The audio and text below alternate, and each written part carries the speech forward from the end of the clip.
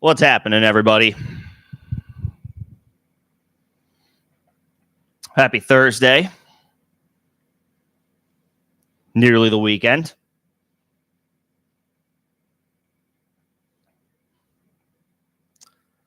Got you ahead of Thursday Night Football tonight.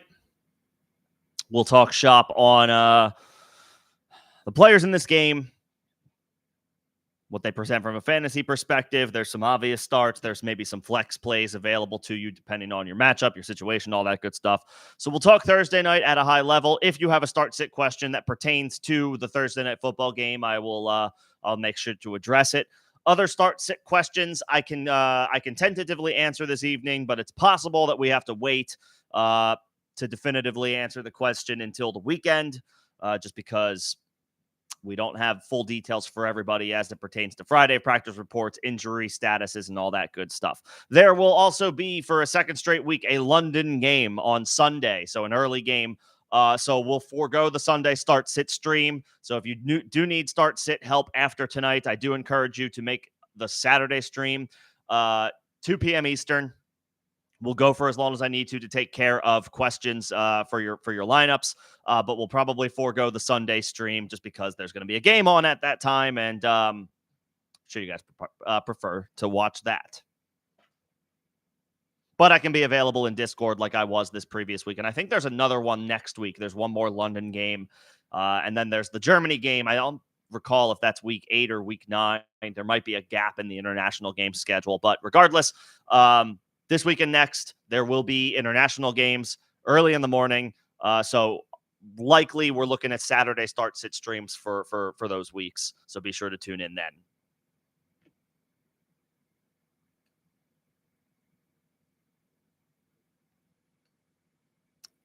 And of course, we'll go over injury reports, the latest information that we have based on Wednesday, Thursday practice reports. Remember, the Monday practice for the teams playing on Monday Night Football this week. Today is like their first day of practice, so not a whole lot to dissect yet for the Monday Night Football game. That will likely come, if anything comes of the Monday night game. I believe it's Bills Jets. That'll be more definitive over the weekend.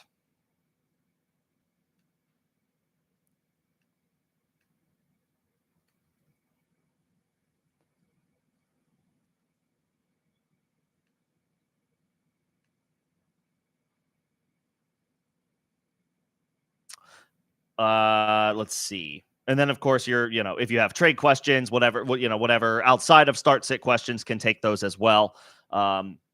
With the start-sit questions, again, I do encourage you to come back on the weekend if it does not specifically pertain to Thursday night. Before I get started, just shout out the members that I see in the chat so far. David, Greg, happy Thursday. Good to see you both. Appreciate you guys popping in for a little bit. And welcome to everybody in general. But the members do get a shout out. The members also will get priority responses, like fast pass responses, so to speak, answers to their questions, responses to their comments. That is a perk of being a member of the channel. There are other perks, but main beneficiary is the live stream and getting priority access. And being able to jump out of that line. So if you are interested in becoming a member of the channel, there is information in the first link in the description of this live stream and all of the videos and streams on the channel. If you're not a member, you can also send a super if you're feeling so inclined. You don't have to, but if you do, that'll also be a line jumper to get your questions answered and priority comments or thoughts from me responded to. And then I'll get to everybody else. I just ask for some patience as I work through those questions and comments in addition to what I'm going to take care of off the top, which is Thursday night matchup options in addition to the latest practice reports. Whether you are a member or not, I only ask that if you're enjoying the stream, enjoying the dialogue, enjoying the engagement, that you like the stream. That helps me out for algorithm purposes. Thank you in advance to that point.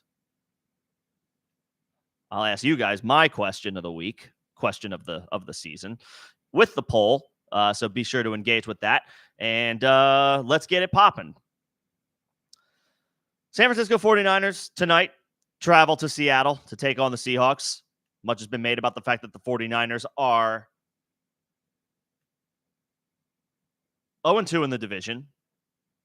So facing a bit of a litmus test here.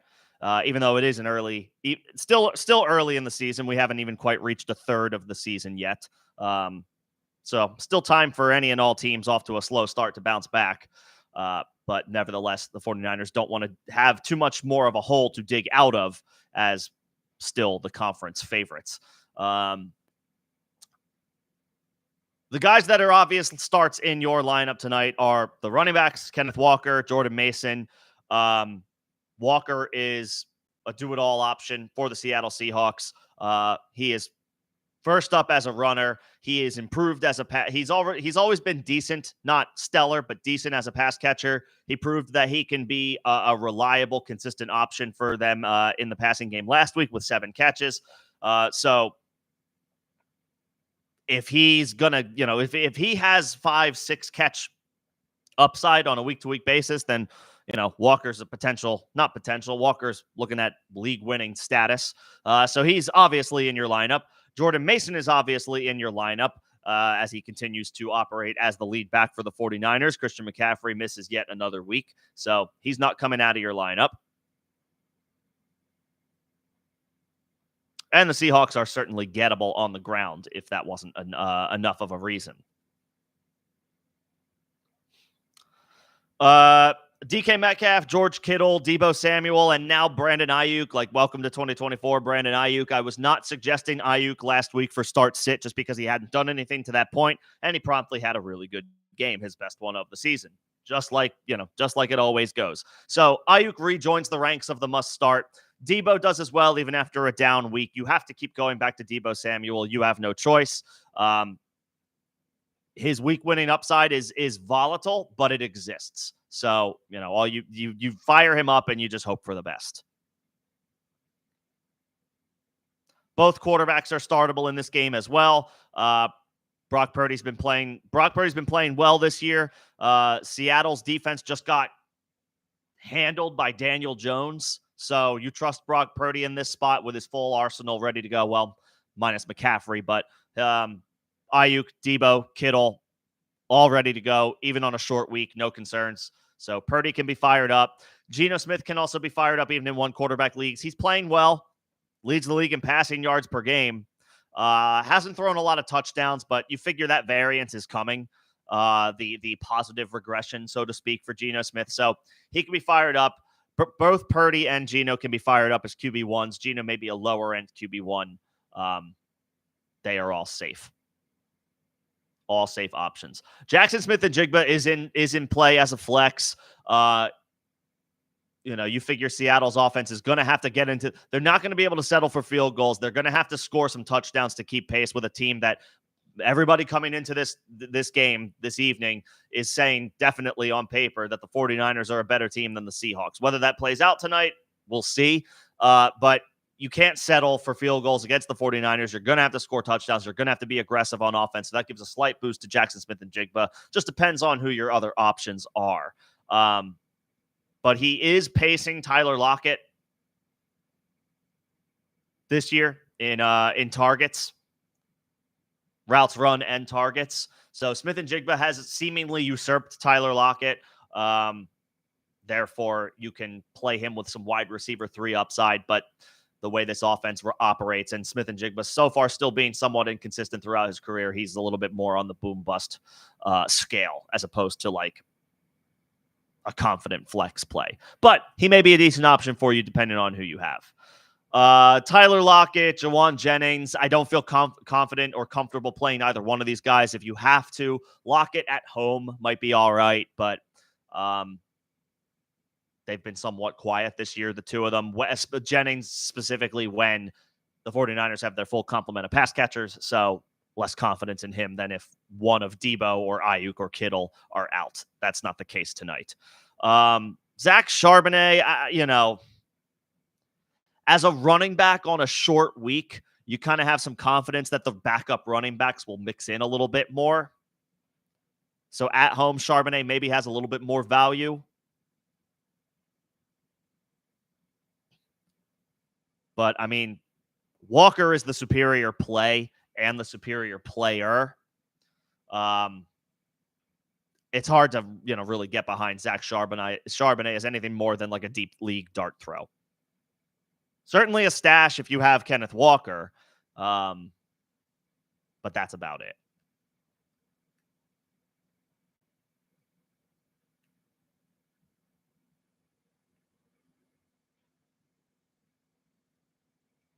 Yeah, I mean, he has 4 carries the past 2 weeks combined. He's getting involved as a pass catcher. He had 3 catches last week and 5 catches week 4, 8 catches combined the past 2 weeks, but not for only for 60 total yards. I mean, we're talking about, when Kenneth Walker is healthy, Charbonnet is at best like an RB4, low end flex with a ceiling of maybe 6 or 7 points. So yeah, you're leaving him on the bench.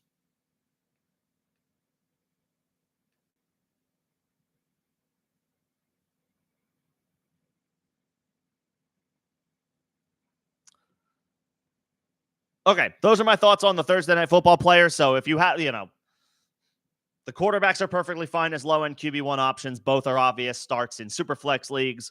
You're firing up Kenneth Walker. You're firing up Jordan Mason. You're firing up Debo and Ayuk. You're firing up DK Metcalf. You're firing up George Kittle. You could fire up Jackson Smith and Jigba. It depends on your options. But he's potentially viable. That's about it.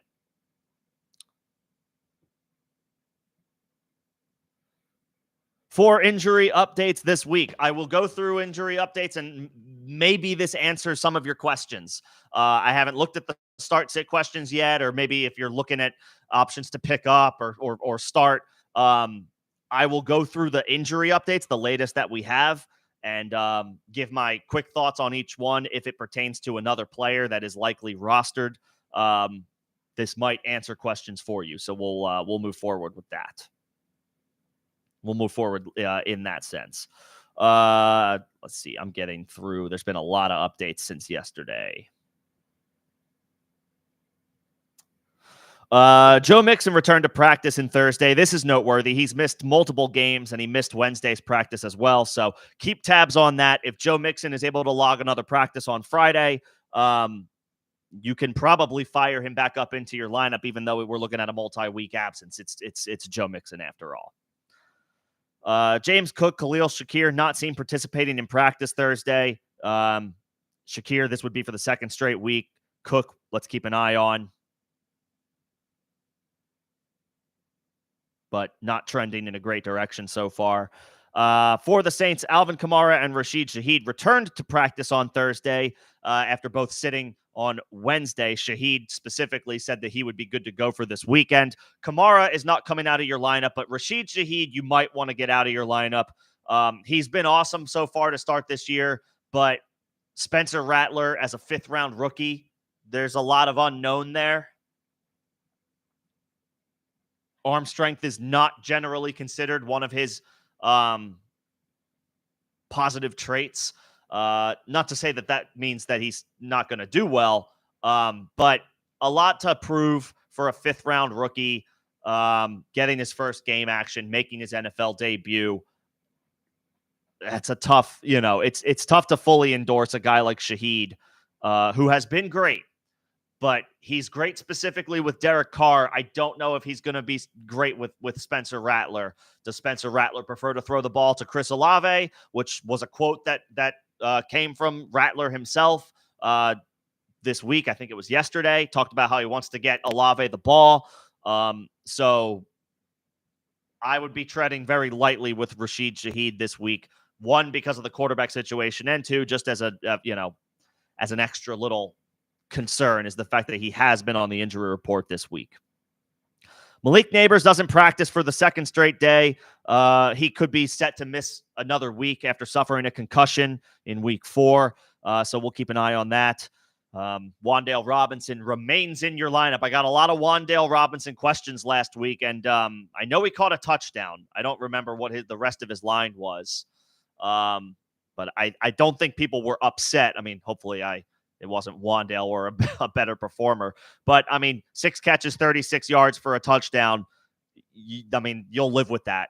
You'll 100% live with that got another 9 targets. At home against the Bengals, this is a little bit better of a spot. So if you have Wan'Dale Robinson and Malik Neighbors is out, I think we could confidently go back to the well with Wan'Dale Robinson at home in a much better matchup against the Bengals. Colts are hurting, but also not. Anthony Richardson is a full go in practice, so it looks like he's set to return week 6. Trey Sermon participated in practice after missing practice Wednesday with a collarbone injury, but he's back. Meanwhile, Jonathan Taylor and Josh Downs both not practicing Thursday. Michael Pittman I believe he's already gone on IR. He's expected to miss multiple weeks. No, he hasn't gone on IR. If he was a candidate, he's a candidate to go on injured reserve, which means we're likely looking at a multi-week absence for Michael Pittman, even if he's not put on injured reserve. If he's able to avoid injured reserve, then great. But we're probably looking at, I would say, a minimum of week 6, week 7, no Michael Pittman. And it's now looking possible, probably likely with Jonathan Taylor. Taylor not practicing for the second straight week at this point.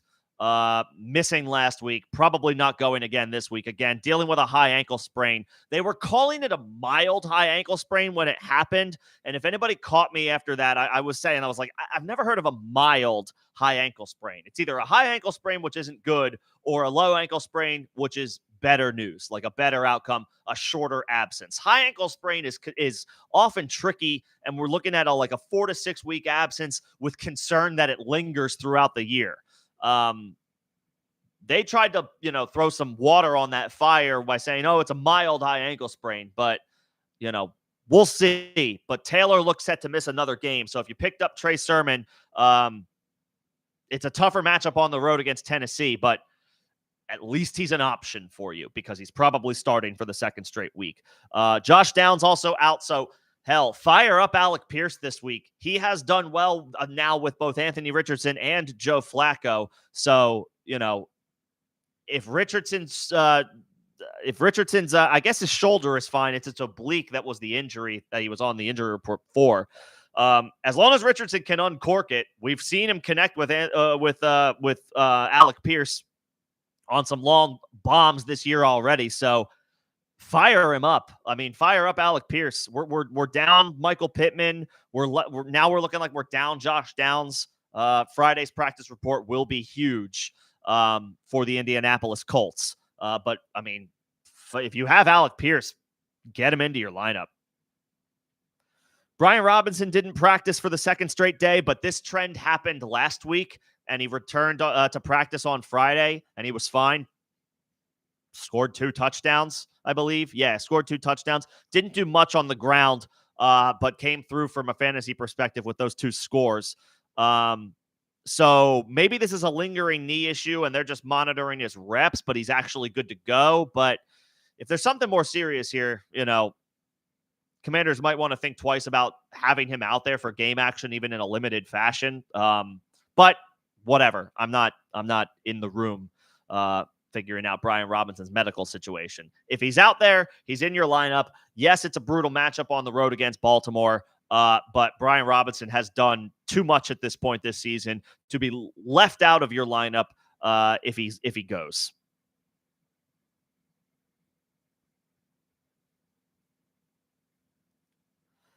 Zach Moss returned to practice after missing on Wednesday.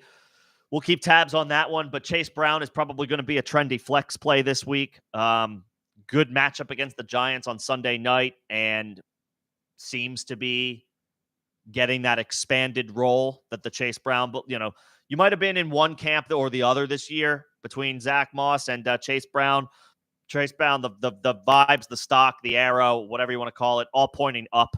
And in this matchup, figuring Moss potentially operates as the number 2 back out of a precaution.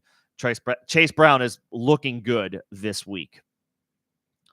Rachaad White did not practice today. Is that new? Downgrade from Wednesday's limited session, and he's tending to a foot issue. Not great. Not great for Rachaad White. Never want to see a downgrade. If you have Bucky Irving, hopefully you held him in the event that you were looking at other options on the wire this week. And hopefully Bucky wasn't a cut candidate for you. He could be getting all of the work this week, given this update about Rachaad White. So if you have Bucky Irving, you're going to be very interested in keeping tabs on that Friday practice report. If Rachaad White does not practice for a second straight day, going from a Wednesday to Thursday downgrade, we can confidently fire up Bucky as an RB2 this week, even though he picked up a fumble, or he fumbled. He didn't pick it up. He put it down, actually. Quite the opposite. He fumbled late in that game, but the Bucs still ended up going back to him. So I think we can confidently fire him up if you have him as an RB2, assuming Rachaad White cannot go.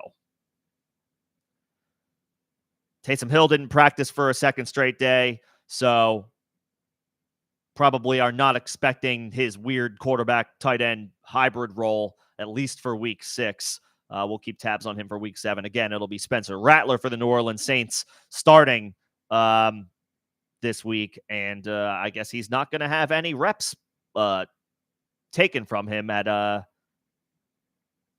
result of Taysom Hill. So slight boost for Rattler and the passing game. Good news for if you have an Eagles wide receiver, A.J. Brown, Devontae Smith, full participants in practice for the second straight day. I saw A.J. Brown was completely removed from the injury report.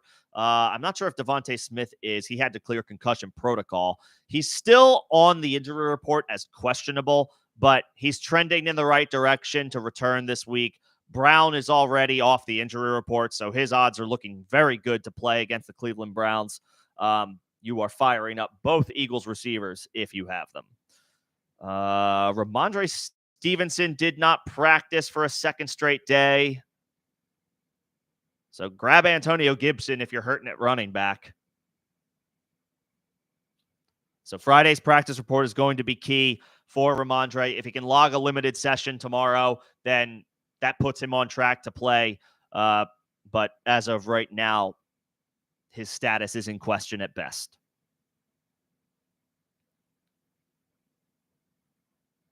So many guys on the injury report. Hopefully this rundown is helping to answer a question or two. And then I promise to get to everything else in the chat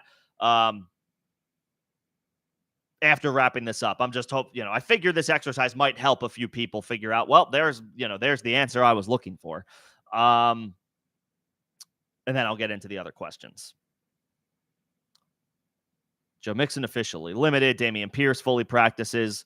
Pierce can be left on the wire. Rashad Bateman limited.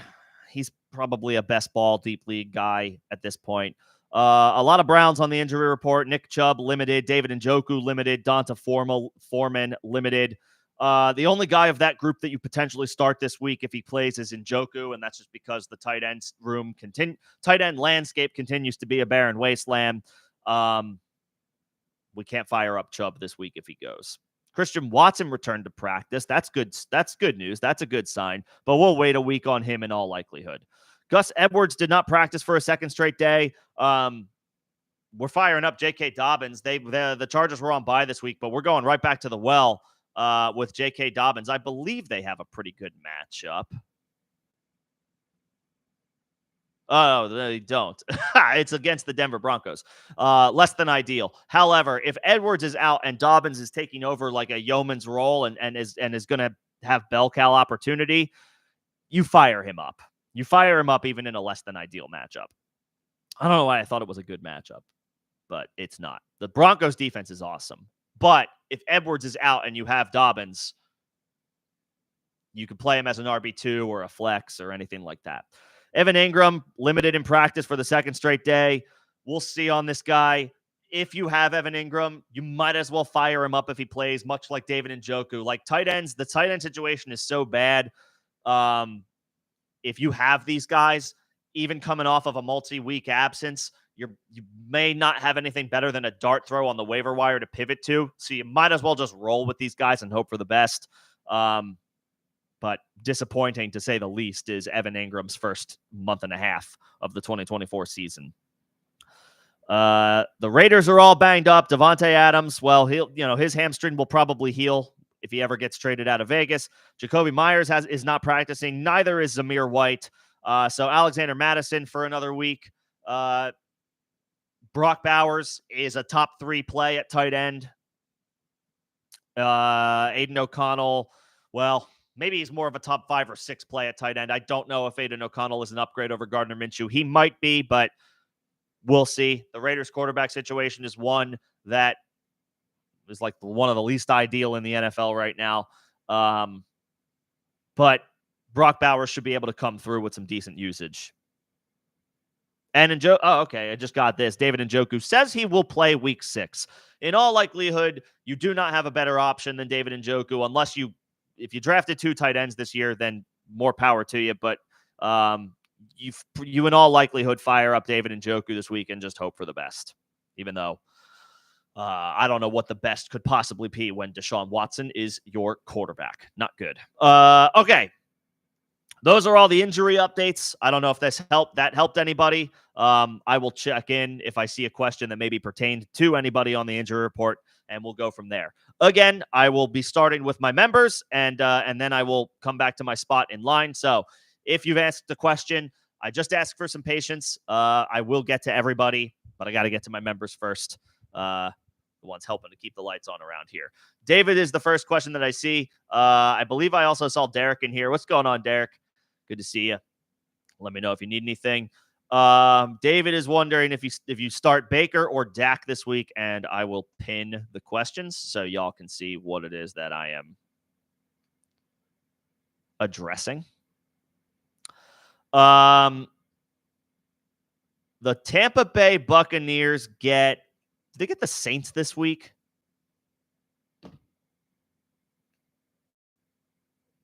Why did I kill Rashad White's card on Sleeper? Because that shows me the matchup quite easily. Yes, they're on the road against New Orleans. I'm super scary about that. The Cowboys, on the other hand, get the Lions. That's a good matchup. But you can stack Baker Mayfield with Mike Evans. That boosts Baker for me. That being said, I have Dak higher in my rankings for this week. It is a really good matchup. He came through in a tough matchup last week.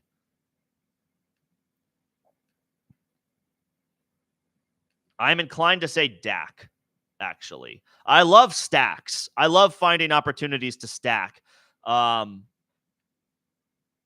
The other thing is the Bucs. So this is a key thing to remember with Mike Evans. This is everybody's favorite matchup, right?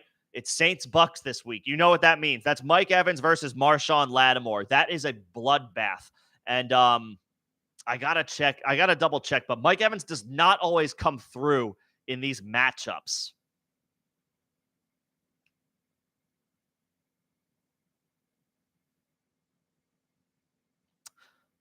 Yep. In 14 career games. This is important. This is important. If you have Mike Evans or Baker Mayfield, and Mike Evans is a stud who you're probably not taking out of your lineup. However, feel free to fact check me on this, but I believe I have this correct. In 14 career games against Marshawn Lattimore, Mike Evans averages 3 catches for 52 yards. That's 8 PPR points a game.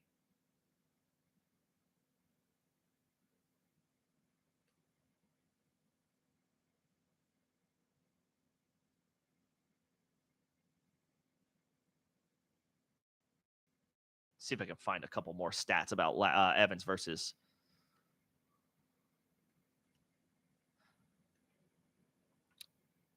Five touchdowns in 19 career games. That's not a strong number.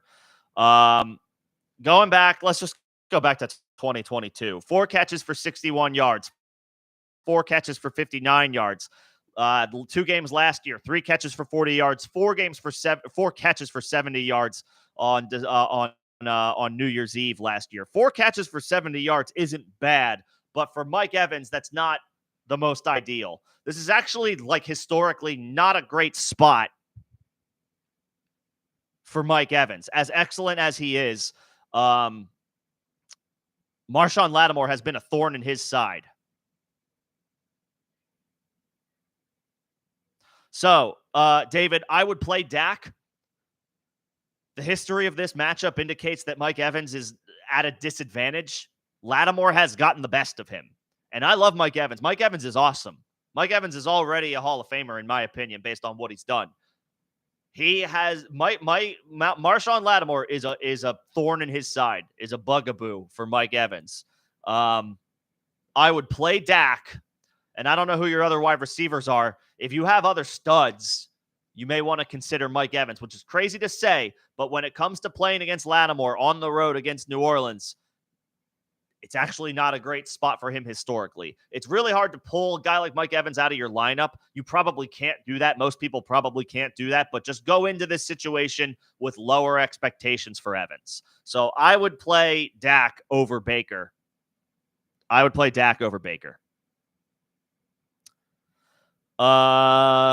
me know if that helps. I'm going to move down to Greg. Question for wide receiver and half PPR. That's another thing. I haven't looked at everybody else's questions yet, but if you can, give me as much context as you possibly can as it pertains to your situation. What's the scoring? Full PPR, half PPR, standard? Are there bonuses I should know about? Do you start 3 wide receivers? Do you start 2 wide receivers? Is it super flex? Give me the details as it pertains to your specific question if you think it'll help. So if you're asking about a flex, a running back versus a wide receiver, the scoring's going to matter for me there. So context if you can. Appreciate it. Let's see. You have Debo tonight. Yes. You have Marvin Harrison tonight or Sunday. Well, Pittman is out. Pittman's not going to play. He's doubtful. He's a candidate for injured reserve. I would be stunned if Michael Pittman played this week. I don't think he's going to. So Pittman is not in consideration for your starting lineup this week and probably not next week either. In half PPR, I wish I was louder on Rico Dowdle in the offseason, but I started to doubt if he would take over this backfield. I don't know. I don't know if Zeke scared me or if the Cowboys offensive line scared me, but I grabbed him in a couple of leagues with a 0 RB strategy, and I am so happy that I did. Rico Dowdle is an RB2 at this point. He's an RB2. I don't know that I can necessarily start him against Green Bay or start Dowdle over Harrison when Harrison plays Green Bay and Dowdle plays Detroit. But Dowdle came through in a really bad matchup on Sunday night. He delivered.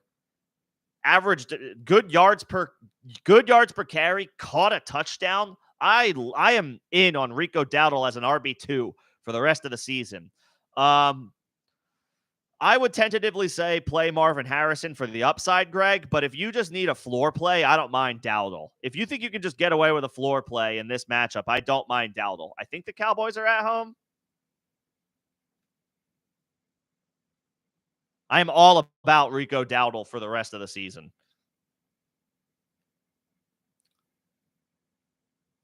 It is a home game, so a little bit of an easier spot or a little bit more of a favorable spot. I would play Debo tonight, and I would play Marvin Harrison. But if you can flex Dowdle, then flex Dowdle. That's not Dowdle over Marvin Harrison. You can definitively play Dowdle over Pittman. Pittman's not going to play.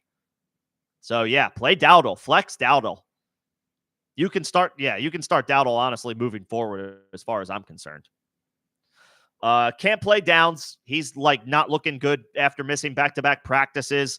And I would probably play Dowdle over Irving because the vibes on the Bucs offense is just when the Bucs and the Saints get together, it's kind of a bloodbath. And while Irving could see all of the opportunities if Rachaad White can't go, I like what we're seeing from Rico Dowdle the past couple of weeks.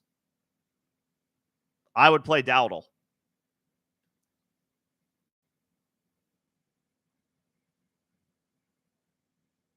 And I would play probably Dowdle over Mixon until we see.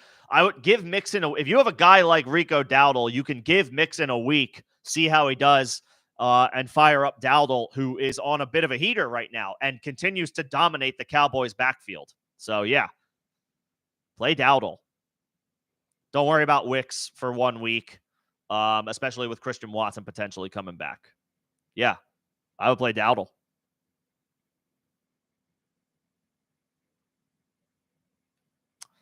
I don't see any other member questions. Derek, let me know if you need anything, or David and Greg, let me know if you need me to rehash anything. But I think I got you guys. So let me know if you need anything. Let me know if you need anything else. But always special, always happy to see my members. Appreciate you guys. Special shout out to you guys helping to support the channel. Appreciate that. And welcome to everybody else as well. I will get to everybody else's questions now. Are we starting a Dunze or McConkey in full PPR this week? I like a Dunze against the Jags. They're like one of the most beatable matchups out there. And Roma Dunze is running ahead of Keenan Allen right now. McConkey, I mean, does he see? He's probably not going to see Surtain. I don't think Surtain travels into the slot that frequently, so he might avoid that matchup. But the Broncos are a really tough matchup, like regardless. I think they're tops in the league. They're top 10 in the league against the run, and they're top 5 in the league against the pass. Adunze. I would play Adunze against Jacksonville. That's a much better matchup, and he's running ahead. He's running ahead of Keenan Allen, and Caleb Williams looked good last week. Caleb Williams looked good. Maybe we're starting to see some positive momentum for the Bears.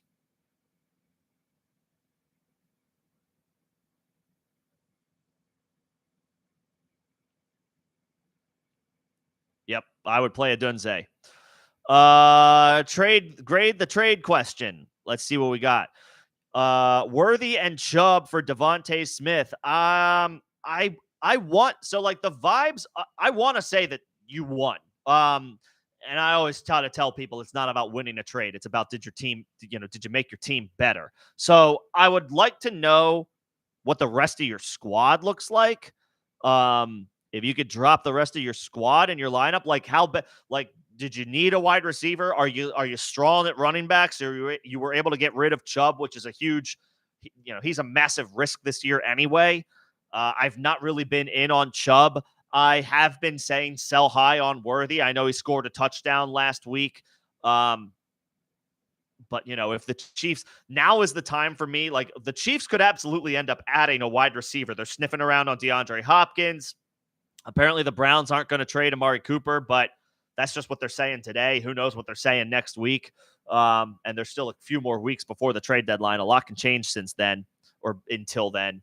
That would hurt Worthy's value a little bit if they bring in a veteran wide receiver through trade. I've been a proponent of selling high on him. I like his talent, but if you can get a real proven commodity like a Devontae Smith who is now past his bye week, I like that trade a lot.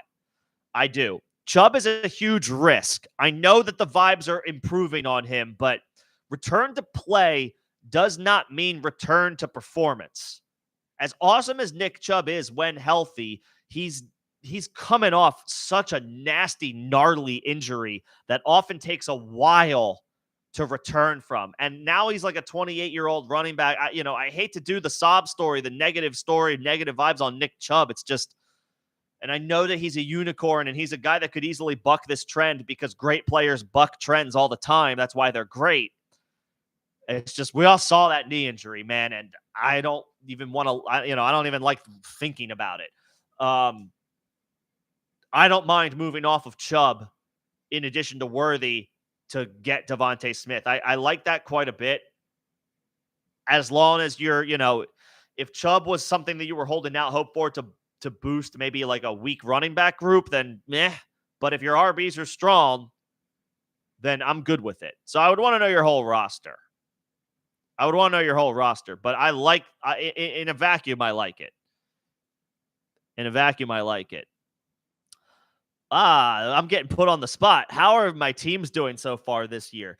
I'm doing all right. My best ball teams are doing really well, which is not the question that you asked. My redraft teams, I'm in playoff position in, let's see, I'm in 6 leagues. I have 1 league where I'm not doing so well. I've been the butt of bad luck. I think I have like the 4th most points scored with just 1 win. So that's just like horrendous luck. The other ones I'm in position I'm sitting around anywhere from like the 5 or 6 seed to the 7 or 8 seed, where I'm like, I'm in striking distance. The win-loss situation hasn't gone my way every single week.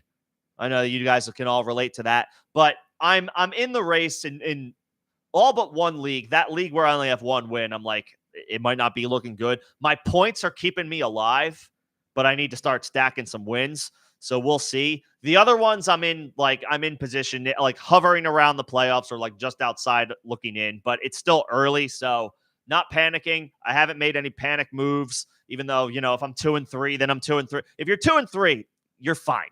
It's okay. 1-4, less than good. But with that extra game in the schedule, you can wait another week or two before you need to decide if you're, if it's bad or not. But if you're in that 2-3 window, which is I think where I'm at, like 4 leagues, I'm, it's like you're fine. 3-2, 2-3. I think that's what my 4 of my 6 teams are. Doing all right. Obviously, we're not clinching playoffs today. I am not first in any league, admittedly, but first only gets you so far through the first 4 or 5 weeks of the season. I'd rather be 2-3 getting healthy than 4-1 and I just lost a bunch of guys. You can spin, or you could, depending on how long these guys are out for. Obviously, you want to stack wins. If you're 4-1, you're feeling good, but you want to be healthy first and foremost, which a lot of teams are not right now. So I'm hovering around the playoff line. But admittedly, I'm not like top 1 or 2. Not yet. We're getting there though.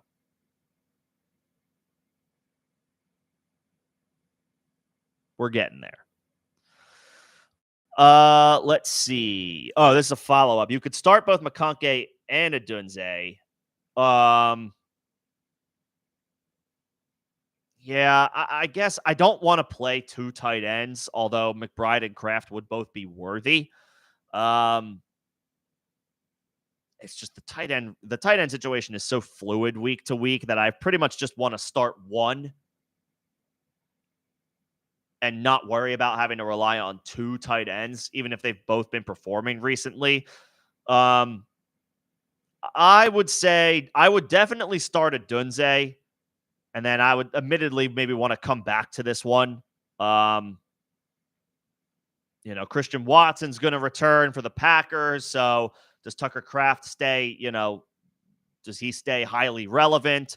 Luke Musgrave is doubtful. He's not really cutting into his work at this point. But Watson could be returning. I think, is Romeo Doubs coming back? So, like, if the Packers have their full complement of wide receivers, not saying Tucker Kraft falls off the face of the earth. It looks like Doubs is going to return.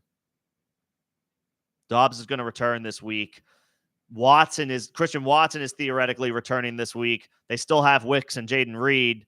He participated, Watson, in a limited fashion.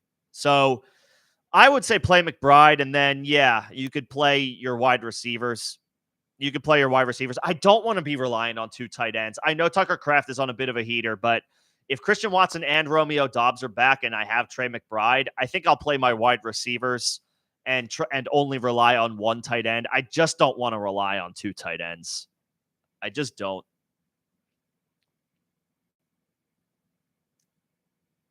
It's so volatile this year. Not to say this will happen, but like the tight end position is one where it's like you could go for, you could get a touchdown on 6 catches, good yardage one week, and then like the next week you catch 2 catches for 20 yards, and it's just like, what the hell happened? Like at a way more likely rate than say a wide receiver. So I would probably just play McBride and then play your wide receivers.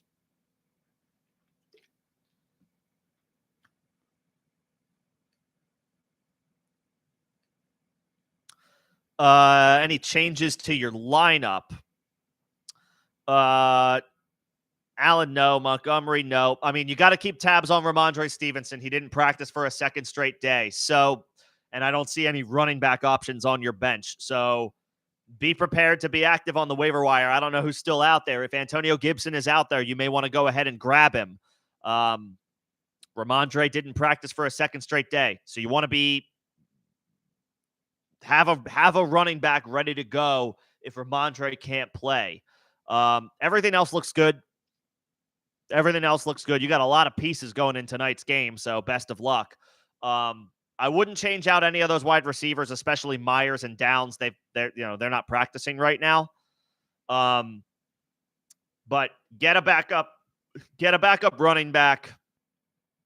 I don't know if you have one on your roster already or if you need to go grab one off the waiver wire, but go grab a running back to protect yourself. Ramondre Stevenson's availability this week is officially in question now that he's missed 2 straight practices.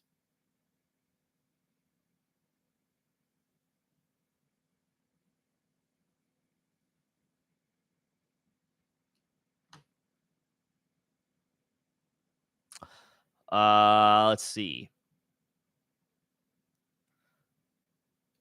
Hopkins or Josh Downs in your flex? I mean, it's got to be Hopkins. Downs, again, hopefully y'all call. I see some Josh Downs questions in the chat so far. Hopefully you guys were able to hear my thoughts like when I was going through the injury report. Downs is not practicing right now. So we can hope that he gets in a limited session on Friday. That would put him on track to play. But as of right now, it doesn't look great. Obviously, if Downs goes, he's in your lineup. He's going to be a wide receiver 1, or he's going to be the Colts wide receiver 1, potentially without Michael Pittman.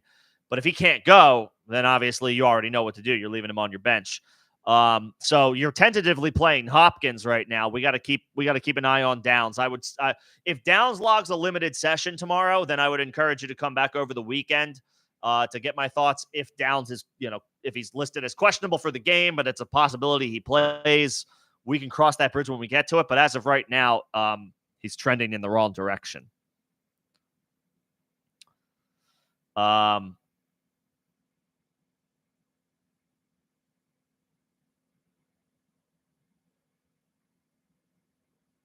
You could also play Bucky over both if Rachaad White misses this game, which is now looking possible because he didn't practice today and was downgraded from limited yesterday. So Bucky could be your guy. I would play, if Rachaad White is out, I would play Bucky over all of those guys. And honestly, I might just play Bucky even if Rachaad White goes, because Hopkins might catch three balls from Will Levis. Will Levis stinks. We need Hopkins to get traded to the Chiefs. That's what we need. If you have DeAndre Hopkins, you're rooting for a trade to Kansas City. I would just play Bucky, but you have it right with everybody else. Walker, Mason, Devontae Cooper. Yeah, that's good.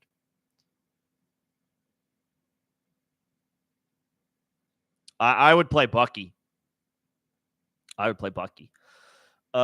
Drop Ford and pick up Tyrone Tracy. You could. I didn't see Devin Singletary when I was going through the injury report. What is his status? I'm going to look that up right now. Limited on Thursday, limited on Wednesday. So he's on track to return. I think I would wait to do this.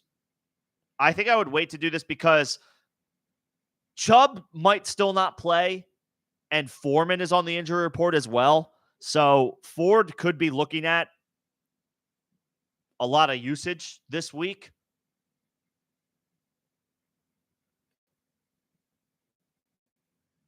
And the Eagles are certainly not a bad matchup for anybody at this point. I would wait to do this because Devin Singletary is tracking to play. Tyrone Tracy proved that he deserves to have a role in this Giants offense. But with Singletary returning, and it's possible that Chubb and Foreman miss for the Browns this week, I would wait to do this. I would hang on to Ford for now. I would wait to do this for now. How confident am I in the 49ers winning tonight? I mean, decently confident. They're the better team on paper. That doesn't mean it'll happen. They've lost 2 games in the division already, games that we expected them to win. They lost to the Rams and the Cardinals. So I would think that this is maybe a wake-up game for the Niners. This is, they got to come ready to go in this game. I think their chances are solid. It doesn't help that they're on the road, but they've been okay against Seattle. You give them you could probably give them like a 65-ish% chance to win. It would be higher if they were at home, but they're on the road. So, out of respect for the home team, they have this, it's a little bit more 50-50, but I'll say the 60 to 65%, like 6 out of 10. That's my confidence rating for the Niners to win tonight. They should. They're the better team, but they're on the road and they've lost 2 division games already to what everybody would probably consider inferior opponents. So I can't give them that 70, 75, 80% love. I'll say like a 6 out of 10.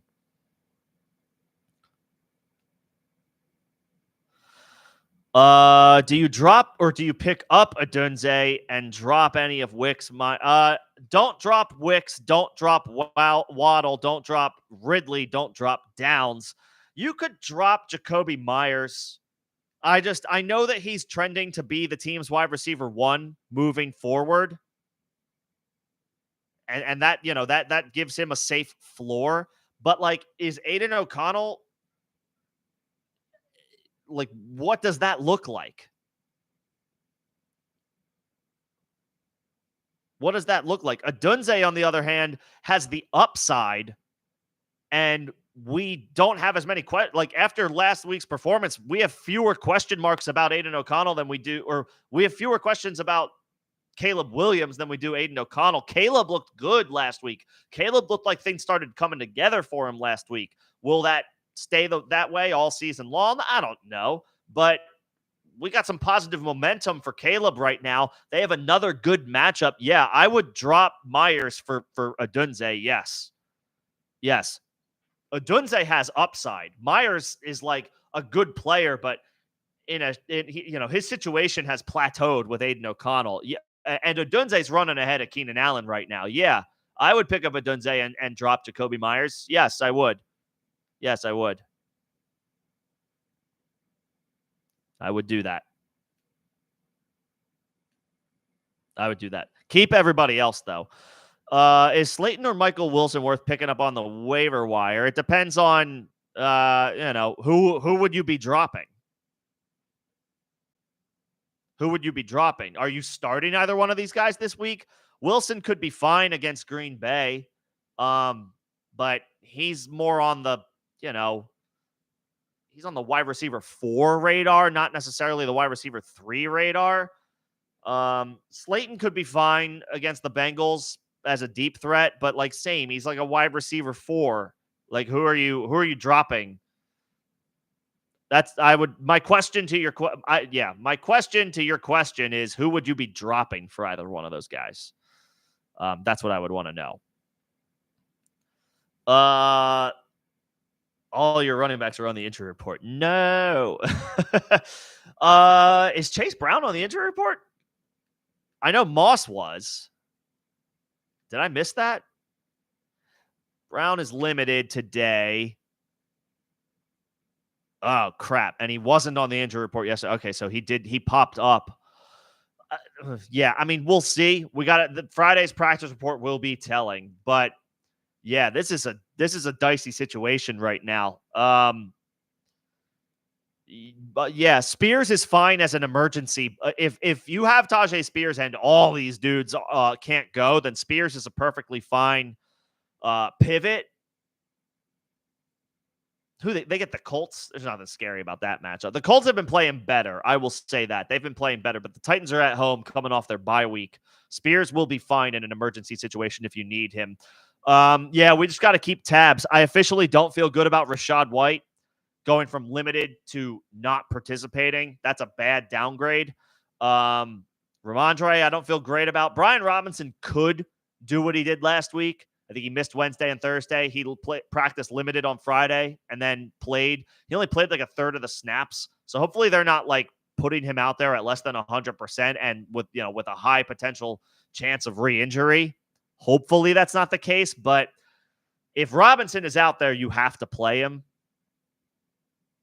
So yeah, we're going to have to, I would say we're going to have to come back to this one after we see Friday practice reports and go from there. Yeah, this question is currently like This is like the figurehead of we got to see until Friday before we can make the call. All those dudes are like we all those dudes, unfortunately, all those dudes are like we don't know right now, except for Spears.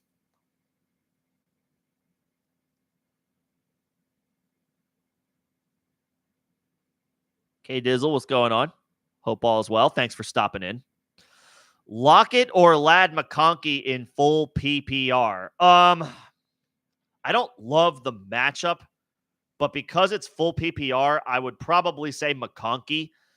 He probably doesn't see Patrick Surtain this week. That's probably Quentin Johnston's unfortunate assignment. But McConkey will avoid him by going into the slot. So that makes things a little bit easier. It's not a good matchup either way. The Broncos are an elite defense. It's not as bad of a matchup for Lockett tonight. And at home, he's usually pretty reliable, but he's running behind Smith and Jigba currently. Smith and Jigba's running more routes and has more targets. Lockett has kind of moved down to third this season for the Seahawks wide receivers, whereas McConkey is the starting slot receiver.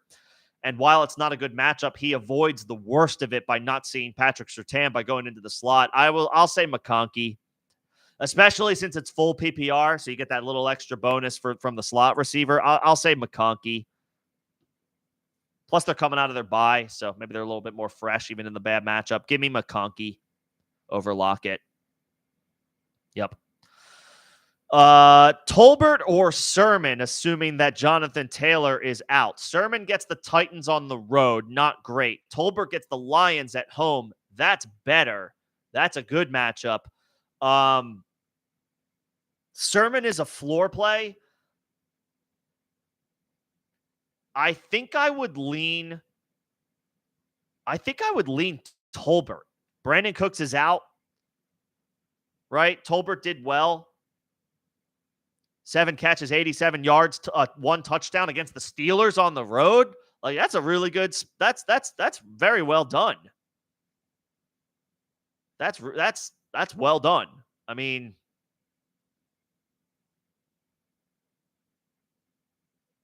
I would probably play Tolbert. If you think you can get away with a floor play, Sermon. If you think you need to be like a little bit more aggressive, I would say Tolbert. It's a good matchup by the numbers. You can't run on Detroit, but you can throw on them. And, Tolbert's a full-time player right now with Brandon Cooks on IR. I would say Tolbert. Sermon will be fine, but I kind of like Tolbert. Sermon is fine if you think you can get away with like a floor play, but it's a tougher matchup on the road against a good run defense.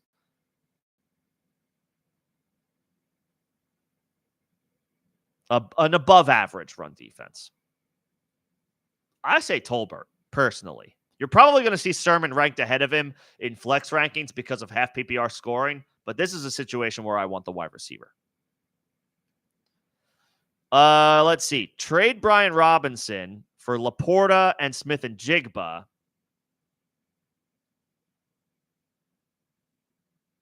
You have Kyron, you have Brooks, who has not been activated yet off the pup, and you have Dobbins. You're getting Engram back this week, and you have good wide receivers in Jefferson and London. No. My answer to this trade is no. Keep Brian Robinson. You're running back. Like, I like your running backs, but you are razor thin if you trade Brian Robinson and don't get a running back in return. No. Like, I think Laporta's a good buy low, but you are getting Engram back anyway, and Laporta hasn't been lighting the world on fire. You might as well see if Engram can come back and give you like some low-end tight end 1 numbers, essentially for free, because you already have him. You don't have to give up one of your starting running backs, and one of the better running backs for fantasy so far to get him, you have Engram already. And then Smith and Jigba, I mean, you have Jefferson. I know he's on bye, but you have Jefferson. You have London. Tank Dell gets a boost for the next month with Nico Collins on IR. Shakir is good depth when he comes back from whenever he's able to return from his injury. No. My answer to this trade question is no. Keep Brian Robinson. I would not do that. Smith and Jigba is an up and down player who doesn't move the needle for me in this trade. No, I need more than that for Brian Robinson. I need more than that for Brian Robinson. No, my answer is no.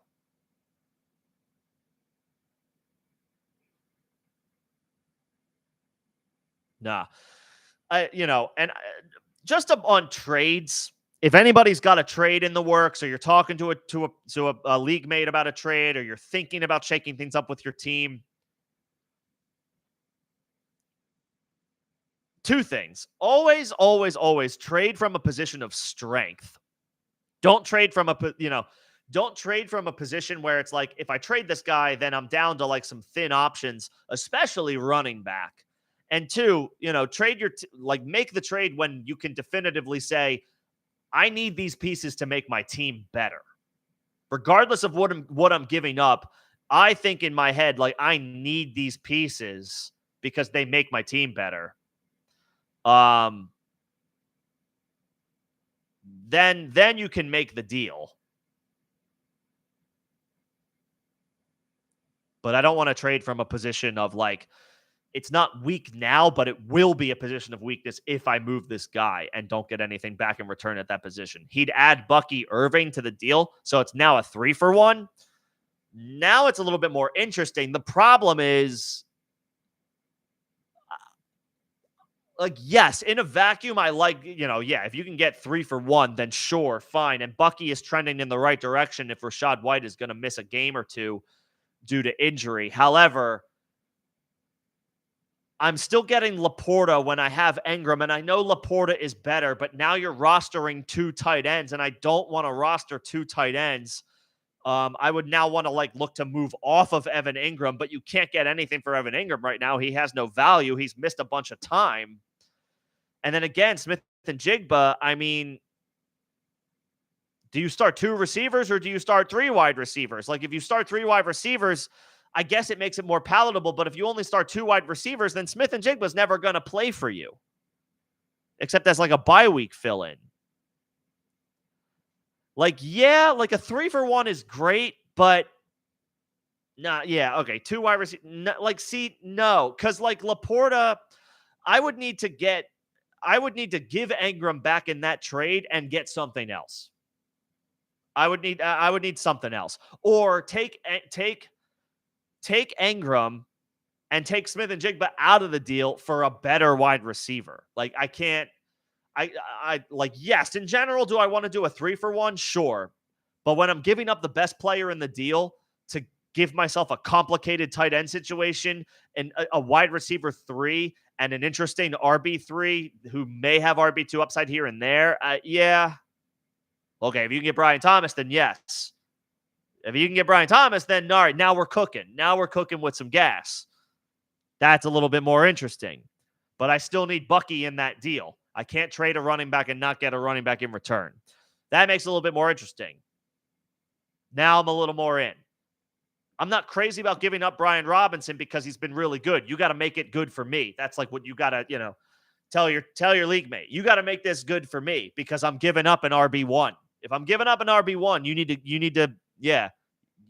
need to come with it with the trade offer.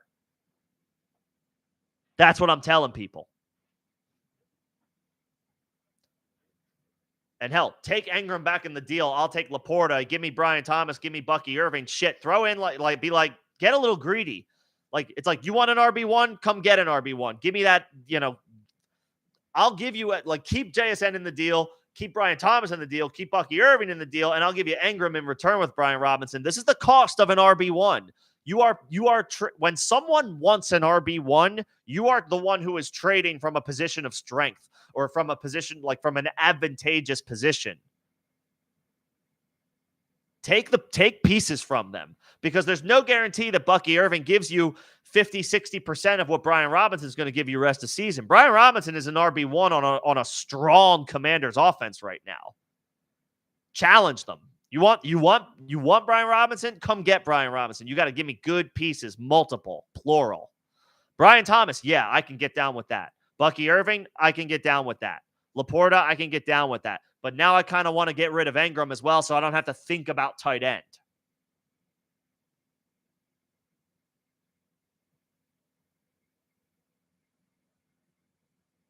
Now I'm a little more interested, though. Now I'm a little more interested. So you can let me know where you net out with that. But yeah, that's a little bit more. That's a little bit more of an interesting trade offer. RB1s, they don't grow on trees, man. If you have one and someone wants one, first of all, if you got to be willing to participate in the first place. But if you are, ask for the kitchen sink. Get a lot back. RB1s are valuable, especially ones where you didn't draft them very high. It's like they're very valuable because the return on investment is incredibly strong. Yeah, play hardball. If you have a Brian Robinson, a Rico Dowdle, a J.K. Dobbins, I know he hasn't had a couple of good games in a couple of weeks, but Edwards is on the shelf and he's past his bye week. Play hardball. Play hardball. These are valuable pieces that are strong ROIs. Get good stuff back in return, multiple good things back in return if you move them.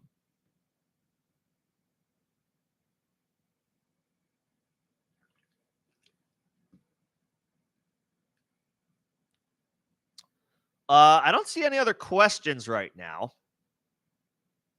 If everybody's good, I suppose I can shut this down a little early. I do appreciate everybody coming in and hanging out this evening ahead of Thursday Night Football. It's generally a straightforward matchup tonight. You know the guys that you're starting. The only guy who's in consideration would be JSN in leagues that start 3 wide receivers. But outside of that, the start sits in this game are pretty cut and dry. And then, of course, there's a lot in limbo right now with the injury reports with so many guys' statuses up in the air.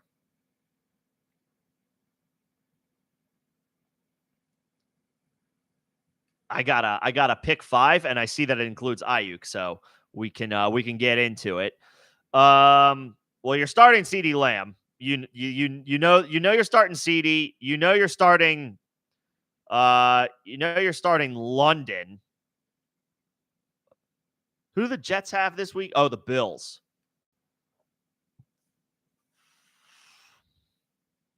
Decent, not terrible matchup. Not great, not terrible. You're starting CeeDee. You're starting London. You are not starting Wicks. This group, the rest of these names are still above Dontavian Wicks. He was trendy last week. We need to see how he does when the Packers are full at wide receiver, and it looks like Romeo Doubs and Christian Watson could potentially return this week. So the only guy you have confidence in is Jaden Reed, as far as the Packers receivers go from a fantasy perspective. So not Wicks. I don't know. Maybe you keep Olave out until we see how he does with Rattler. I think that's what I would do. I think that's what I would do. I think I would hold. I would play CeeDee, Marvin Harrison, Drake London, Garrett Wilson, and Brandon Ayuk. I would sit Olave until we see a week with Rattler, and I would sit Dontavian Wicks with Christian Watson potentially set to return this week, and Romeo Doubs likely to return this week. So, you can go with the other 5 names: CeeDee, Marvin Harrison, Drake London, Garrett Wilson, Brandon Ayuk. That's who I'm starting of that group. I know I asked some guys in here some follow-up questions to your questions, like whether if you're thinking about dropping somebody or picking somebody up, who would part of that transaction, and then I think I asked for a full team, but I didn't see that dropped in.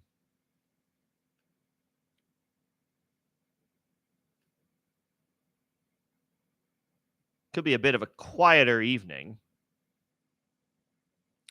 with about an hour to go until Thursday Night Football. So if nobody needs anything else, I can shut this down a little early. If you guys need me, you can always catch me in Discord, second link in the description of this live stream and all of the videos and streams on this channel. I'm not always available over there, but I try to make myself available as I can, obviously, especially during football season, all season long. I will be available in there on Sunday morning. We will not have a stream a Sunday morning because there is for the second straight week, a London game that is kicking off at 9:30 Eastern, 9:30 a.m. Eastern. So I'll be available over there in Discord if you need me. You can also crowdsource from the community over there if you have questions. In lieu of a Sunday morning start-sit stream. If you do want to catch me this weekend for live start-sit help, Saturday, 5 p.m. Eastern, 2 p.m. Pacific, I'll go for as long as I need as far as folks having questions for their Week 6 start-sit lineup. So be sure to catch me here on Saturday if you need help setting a lineup ahead of Week 6. And folks probably will have some needs with so many statuses hanging in the balance with a lot of guys on the injury report and Friday practice reports still pending. So we'll get through everything on Saturday that everybody needs. But I think I'm good to shut this down. A little bit of a quieter stream tonight, which is okay. No problem. If you guys are all good and all set ahead of Thursday night, then that's where we need to be. So with that, I think I will call this for the evening. But again, appreciate everybody coming in. Special shout out again to my members. I saw David, I saw Greg, and I saw Derek. Thank you guys for the support. And to everybody else who tuned in.